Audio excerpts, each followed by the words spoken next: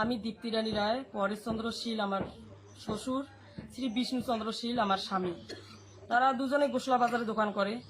তো কালকে ভালো মানুষ ওরা দোকানে গেল, কিভাবে মানে কি যে হয়েছে সেটা তো আমরা জানি। তো আজকে আমার ননদ আছে, আমার ননদ আমাকে বলতেছে, বোন চলো ওদেরকে আমরা জেলে দেখতে যাব।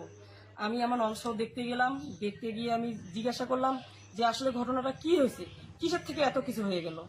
এখন আমার স্বামী আর আমার শ্বশুর বললো যে মা, কোনো কিছু না, সামান্য 10 টাকার কারণে আজকে এত কিছু। আমি ছেলেটার কাছে মানে আমার অর্জিত যেটা টাকা আমি সেটাই চাইছি, আর ও আমার অর্জিত টাকা আমাকে দিবে না। আর না দেওয়ার কারণে এত কিছু হলো। আমি 10 টাকা মানে ছাড়বো না, আর ওই আমাকে 10 টাকা দিবে না।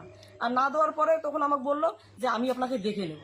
তো আমি আর কিছু বলতে চাই না, আমি শুধু দর্শকের কাছে একটাই অনুরোধ করে যাই, আমি আমার শ্বশুর আমার স্বামীর যে নির্যাতন, যে যে লাইলুটা আমার দোকানে হয়েছে, তার আমি সুষ্ঠু বিচার চাই।